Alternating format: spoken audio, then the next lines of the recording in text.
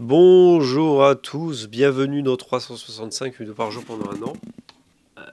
On va remettre like, abonne-toi, subscribe. Surtout, faites-le, likez, vous abonnez. Voilà, ça prend 2 secondes.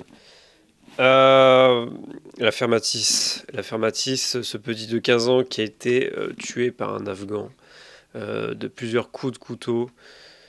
Il fallait que je parle de cette affaire parce que au départ, je voulais en parler en soutien au père, en soutien dans le sens où ce nom, je m'en souvenais, c'était un des enfants qui revenait souvent dans la liste de noms des enfants qui étaient victimes de l'immigration. Voilà. Et c'est des personnes, enfin je m'en fiche de quelle manière, de qui ils sont morts. Pour moi, toute personne qui est morte injustement doit être, enfin voilà, on doit commémorer sa mémoire. Et en France, comme la politique, c'est des sacrés flûtistes, si je vais être poli, franchement, je vais rester poli. Ce que je déteste avec eux, c'est qu'ils sont hypocrites, qu'ils mentent. Euh, Enfin, en gros, ne défendent pas les causes qui ne correspondent pas à leur parti politique. Et ça, je ne supporte pas. Et c'est pour ça que j'ai créé mon compte El Dictator, El Dictator React. C'est pour déjà réagir à ce qui se passe, remettre l'église au milieu du village. Et surtout, mon compte Sketch, enfin vraiment les bases, pourquoi j'ai commencé à clasher la gauche. Euh, j'ai jamais dit que j'étais droite, j'ai jamais dit que j'étais d'extrême droite, mais pourquoi j'ai commencé à clasher la gauche? Parce que je trouvais leur raisonnement injuste et, comment dire, la justice se faisait en fonction de qui était en face. Et pour moi, c'est totalement injuste. C'est totalement injuste et c'est ce qui est arrivé dans l'affaire de Matisse. Et c'est pour ça que je voulais réagir avec vous là tout de suite, en parler. Je vous invite à me suivre sur les réseaux sociaux, bien évidemment. L'affaire Matisse, alors, comment dire? C'est très compliqué. Je vais commencer par l'histoire. C'est un enfant de 15 ans. Alors, il y a eu plusieurs histoires. La première histoire, c'était il a critiqué l'Afghan qui faisait du rap, comme quoi il faisait du rap de MERDE. Et il s'était vexé, il a poignardé. Ok, première version abjecte. Deuxième version, c'était il a volé son téléphone, ils se sont battus, il a gagné la bagarre, il était énervé, l'Afghan, il est monté, il a pris un couteau, il est redescendu. Peut-être avec la complexité de sa mère, c'est ça qui est horrible aussi. Peut-être qu'il y a des complices dans l'histoire. Je ne sais pas, j'ai pas encore eu le verdict. Bah si, après 8 ans, mais j'ai pas lu l'intitulé, j'ai pas tout lu. J'ai lu que les grandes phrases, j'ai pas le temps sur une journée, voilà. Et il y a 24 heures, laissez-moi me reposer. Et donc voilà, ils se sont battus, il a perdu, il est revenu avec un couteau, il a planté, de plusieurs coups de couteau en plus. J'entends 5, j'entends 10. Voilà, tout dépend aussi. Enfin, on va dire que tout dépend de qui vient l'information. Il y a par exemple, Damien Rieu va dire qu'il y avait 5 coups de couteau dans le cœur. Le Figaro va dire qu'il y avait une dizaine de coups de couteau. Voilà, les informations divergent. On ne sait pas trop comment ni comment dire la vérité. Tout ce qu'on sait, c'est qu'il y a de multiples informations et c'est souvent les mêmes choses qui arrivent, c'est toujours les mêmes choses et les gens ne sont pas choqués. Et moi, l'affaire est vraiment, je la trouve extrêmement différente par rapport aux autres. Différente, oui, non. Symptomatique d'une époque, oui, totalement. Symptomatique de la France, oui, totalement. Pour moi, l'affaire Matisse est vraiment symptomatique de l'état de la France. Euh, je vais vous expliquer en quoi déjà Matisse n'avait rien à faire dans une cité. Son père qui accepte et enfin, qui dit ne pas donner de force à l'extrême droite, ne pas accuser l'immigration pour pas donner de la force à l'extrême droite. Ok, toi t'es encore dans le système, t'es encore bloqué, toi. Ok, très bien. Et les juges rouges, juges de gauche, qui doivent autant rendre que les victimes, que les accusés, pardon. Euh, pour moi, ces gens-là ont aussi beaucoup de choses à se reprocher. Et finalement, on arrive avec un témoignage du père qui m'a étonné. Euh, Tu sens qu'il y a beaucoup de contradictions dans ses propos. Tu sens que il y a sa partie naturelle qui dit ah, la condamnation elle est pas assez juste, mais il y a sa partie politique qui dit ah ouais, mais il faut qu'il se réinsère dans la société, il faut qu'il se soigne. Tu vois, il y a beaucoup d'incohérences, je trouve, dans le dialogue du père, et, et ça se comprend parce que, en fait, le père a été de gauche toute sa vie. Le père a éduqué son enfant, déjà il ne serait pas retrouvé dans une cité si son père n'était pas de gauche. Moi, mon enfant, je ne l'emmènerai pas dans une cité à des endroits dangereux où il risque de se faire tuer par des Afghans et qui en plus n'avaient rien à faire sur le territoire français. Parce que ça aussi, est-ce qu'on peut en parler de l'Afghan? L'Afghan de 15 ans, apparemment, n'avait rien à faire sur le territoire français. Je ne sais pas si c'est un OQTF, mais il n'était pas censé être en France, quoi. Poignarde un enfant qui passait un CAP de cuisine, qui allait devenir chef, qui avait de l'ambition, qui allait devenir quelqu'un de bien. Euh, voilà, se fait tuer par un Afghan de 15 ans qui avait en plus des antécédents judiciaires pour vol et agression.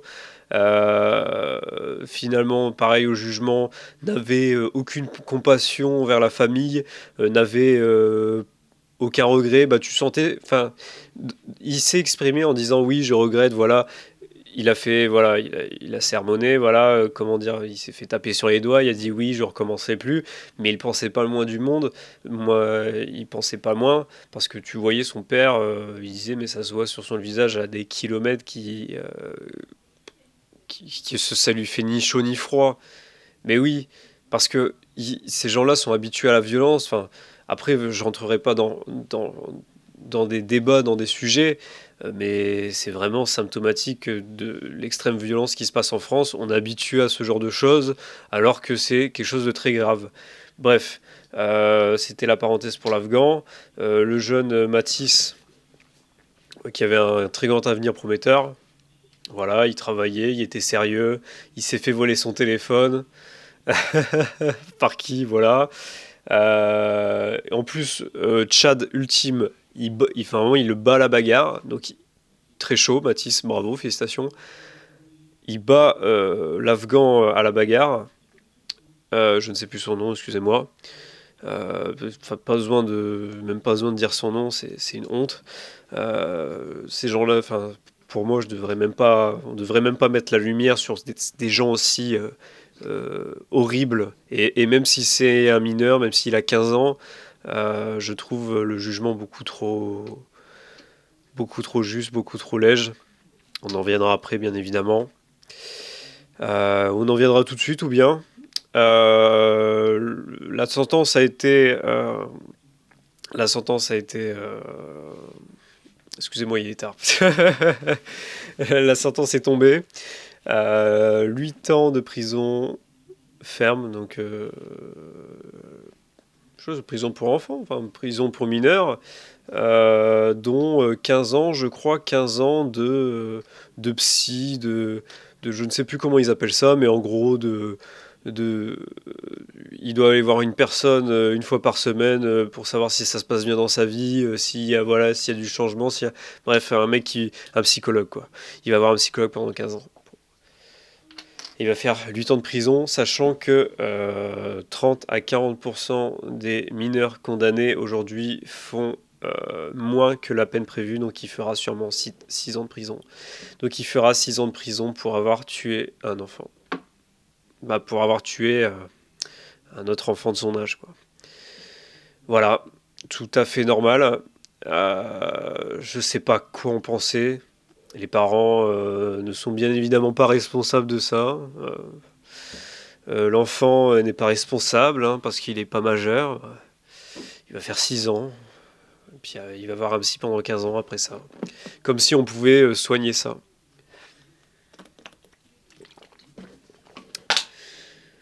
J'ai l'impression que cette affaire est vraiment tordue parce que c'est littéralement une affaire typiquement de gauche. Après, voilà, je vais pas tout lier à la politique non plus. C'est malheureux. Mais quand même, t'as un père qui était très laxiste, donc de gauche, qui accepte que son fils tourne en cité. T'as son fils en cité qui voit pas le mal, qui traîne là, il voit aucun danger. Il meurt. Voilà, niveau instinct de survie, c'est pas terrible. Après, je ne sais pas, pendant un moment, on sait jamais. C'est un enfant, il n'est pas pleinement, entièrement en capacité de comprendre qu'il se met en danger. Mais son père pourrait lui indiquer en disant: mais va pas là-bas, tu vas te mettre en danger. Non, ça n'a pas été fait. Il a été, enfin, l'Afghan a été jugé devant un juge rouge. Un juge rouge, c'est un juge communiste, un juge de gauche, en gros, qui croit en l'inclusion des terroristes, croit en l'inclusion, oui, l'inclusion des terroristes. Il pense qu'on peut réinsérer des terroristes dans la société. Il pense qu'on peut réinsérer des tueurs dans la société. L'Afghan qui a tué de sang-froid, de plusieurs coups de couteau, Matisse, sera réinséré dans la société. Ces juges rouges font la France une prison à ciel ouverte. À ciel ouverte. Au lieu de juger les gens pour les crimes qu'ils ont faits, on les juge partiellement. On pense qu'on pourra régler ce problème à travers des soins, à travers de l'éducatif, à travers... Qui va s'occuper de ça? De l'État. Et ça a été toujours prouvé que l'État a été incompétent dans tous les domaines. Et tu vas me dire que là, ils vont résoudre le problème de un Afghan qui tue par... Enfin, c'est prouvé par X, Y, voilà, on vous a prouvé. J'en suis carrément fatigué. C'est évident que réinsérer des criminels dans la société ne fonctionne pas. Ça ne fonctionne pas, c'est complètement absurde. Et l'UE vous serre la main, l'Union européenne vous serre la main parce que elle veut tuer le plus de population possible en France pour qu'on rejoigne pardon, une Europe fédérale. Donc elle vous serre la main. Vous précipitez les choses. Juge de gauche et Union européenne se servent la main. Voilà, pour moi le gauchisme c'est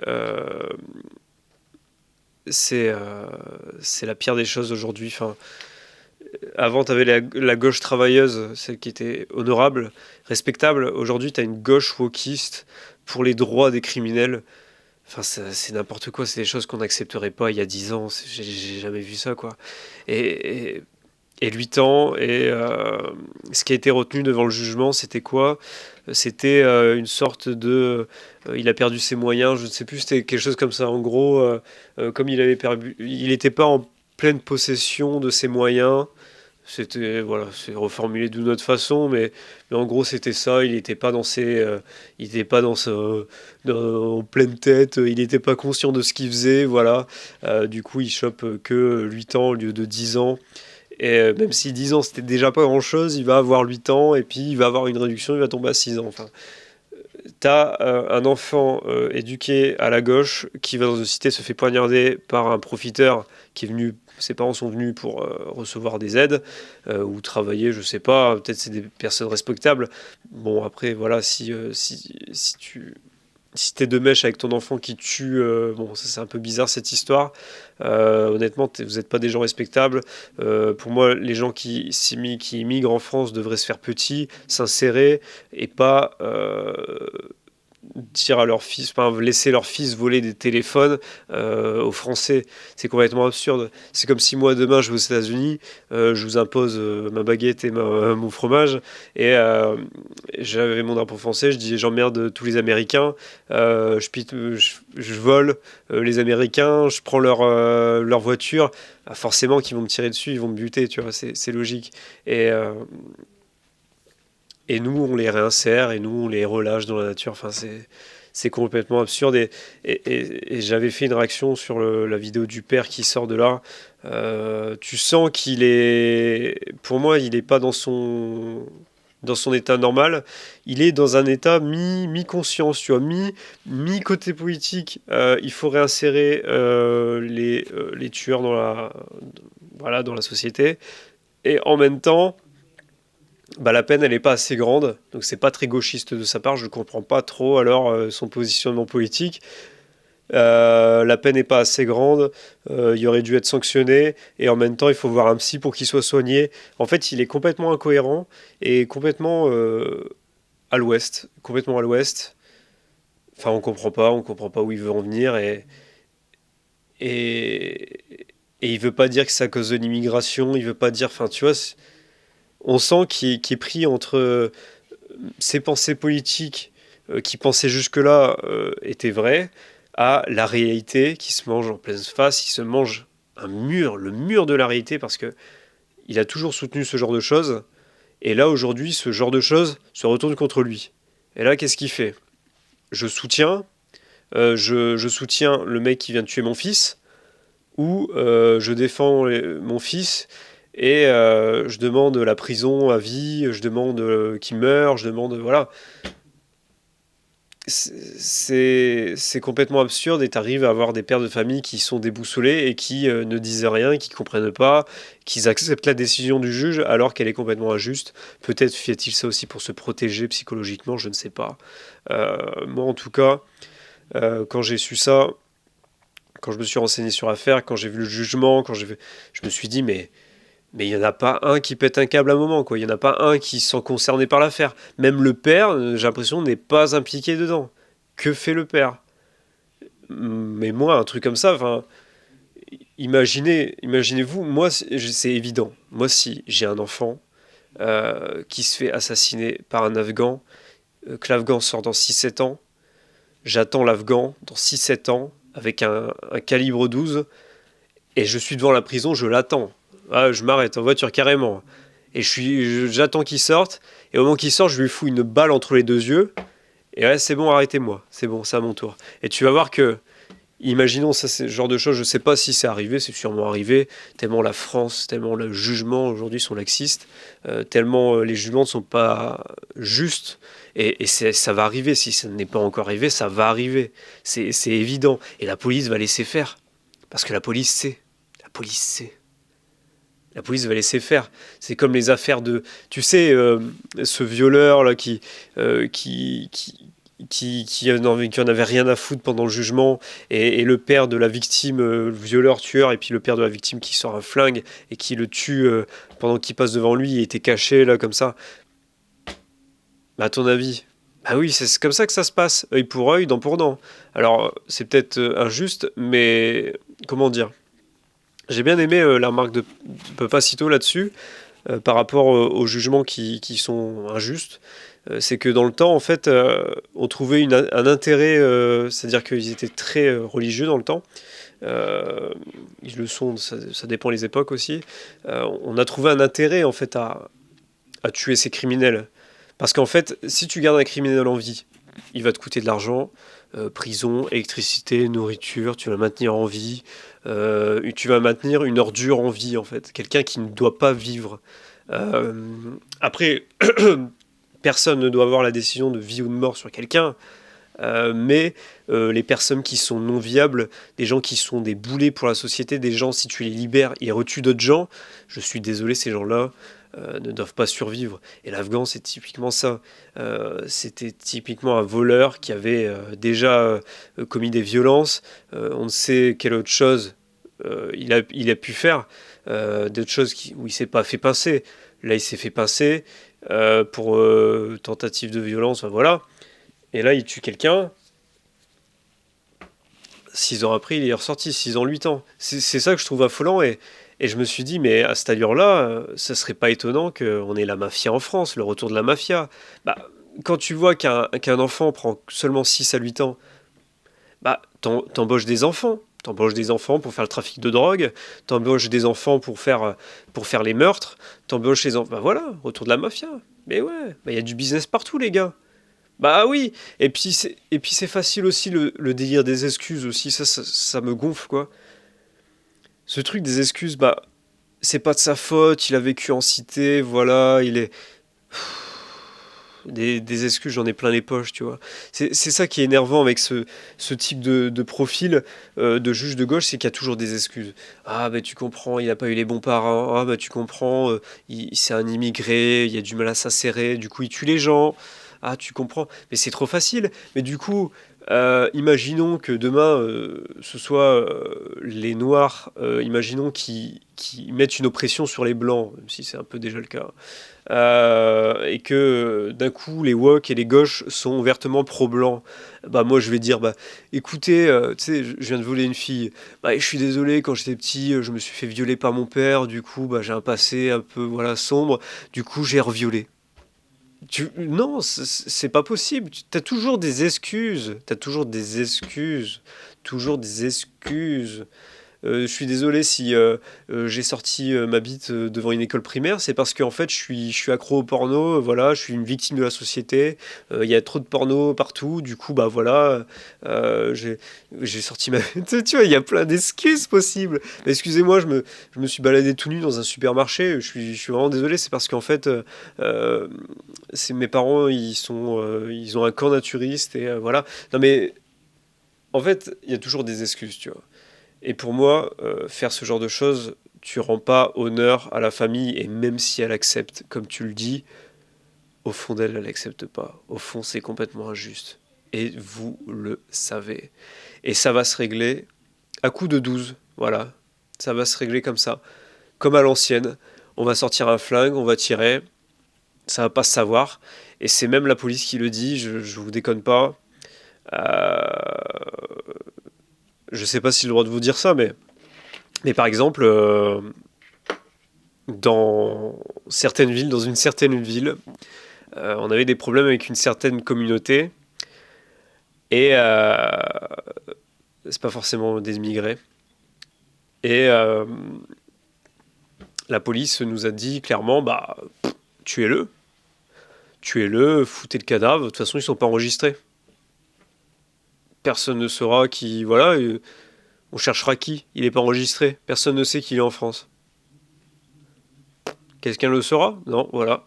Voilà comment ça marche. Réponse de la police. Vous avez déjà entendu ça? Moi j'ai entendu ça. Ça m'avait choqué. Complètement choqué. Mais vous croyez que ça va se régler comment, les gars? Ça va se régler comme ça. Donc c'est pour ça qu'il faut réformer la justice le plus vite possible. Appliquer les lois, virer ces juges rouges et mettre fin à ce gauchisme ambiant qui est destructeur et qui détruit des familles et qui tue véritablement, qui accepte l'inacceptable. Bref, merci d'avoir regardé cette vidéo, abonne-toi, like, commente. On se retrouve demain, j'espère un peu plus positif. Et je le ferai dès le matin parce que là, je suis un peu fatigué, voilà. Il est 22h30. Bonne nuit. Allez, salut.